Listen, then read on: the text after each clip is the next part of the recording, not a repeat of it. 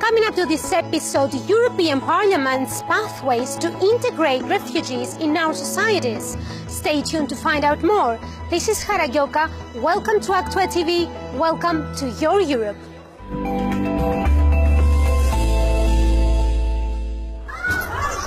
The huge refugee flows in the European Union caused a series of different reactions on behalf of different member states.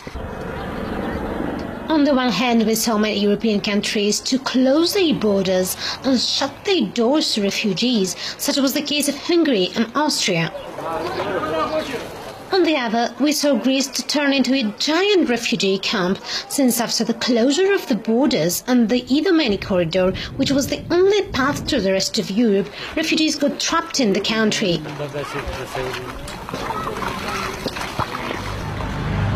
What concerns Europe to this point, and in particular the European Parliament, is to incorporate at least the refugees that have already crossed European territory and applied for asylum.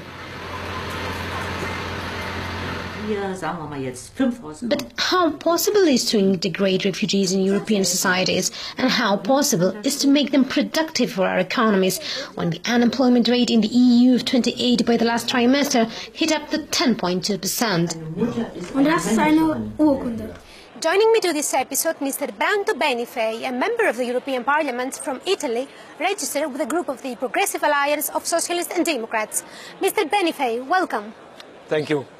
Well, to begin with, first stage for refugees that are already in European territory is to provide them food and shelter. Which is the next goal? Food and shelter is not sufficient because we need to tackle this really big crisis that we have, this humanitarian crisis, which is also a policy crisis, a lack of policy from the European side with policies that can integrate these people in the labour market. This is a challenge, but also it's an opportunity. We must make this situation sustainable. So my main point, also in the report I've written for the European Parliament, which will go to plenary for final vote in July, the main point is that we cannot integrate refugees if we do that at the detriment, against the needs and the wills of the local people.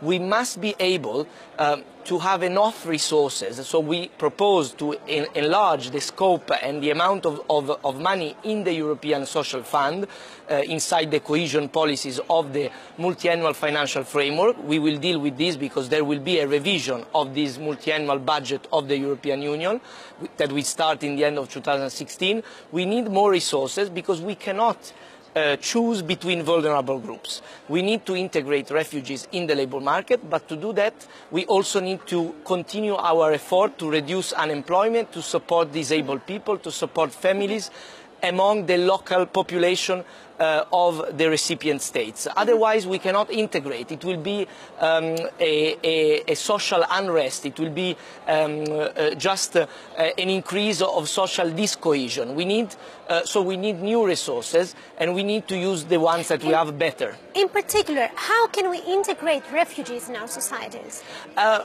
Early intervention is crucial. We need to understand immediately those who have more opportunities and more possibilities to integrate because they already have competences, and on them work immediately. And for those who don't have competences, who have very big problems for the language, for example, we must provide language courses, we must provide fast-track skills training. To do this, we need stronger public and private training facilities.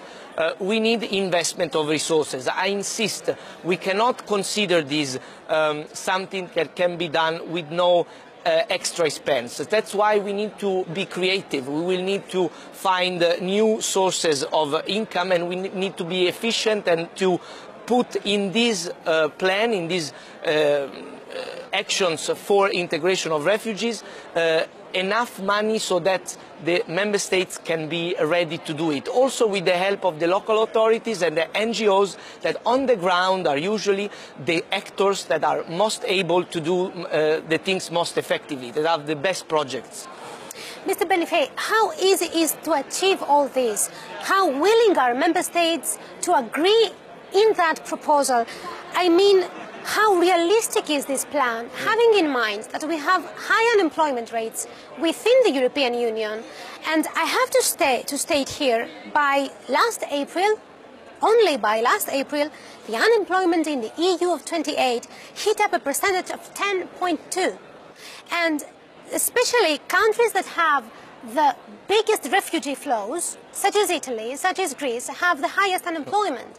Yeah, but it's totally true. In fact, we have a situation that must be made sustainable. So everything we are talking about has a precondition, and that is that the European Union builds a real solid network between the member states in support of the refugees inflow, because we have a humanitarian duty. We have people who are escaping bombs, who are escaping wars, and we must also be careful that we are really giving priority to those who are really escaping the risk of life. Other people probably don't have that same urgency. We have to be also very rigorous on this.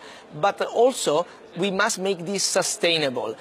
We must understand that these people, if integrated, can contribute to the local economy, can pay taxes, can create jobs themselves for the local people. But to do this, we need to invest resources that are not to be subtracted from the resources given to the disabled people, to the vulnerable groups, to the young people, to the young unemployed. I deal a lot with the Youth Guarantee, for example, a big European plan for the youth, and we cannot have money subtracted for programs against youth unemployment to be given to the refugees. We need new programs, we need new money, and this cannot be escaped. The member states must understand that we need a higher amount of money in the European Social Fund. We must go back of before 2014. On 2014, the multi-annual financial framework until 2020, which has been decided, has reduced the ceiling of the European Social Fund in the cohesion policy. Our proposal in the report is to bring it at least back to 25% of the cohesion policy, so that the local authorities, the NGOs, the businesses,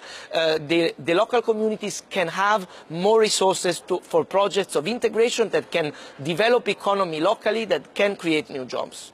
Mr. Benifei, I have to sincerely thank you. Thank you. And thank you all of you. See you next week. Actua TV. Het hele verhaal.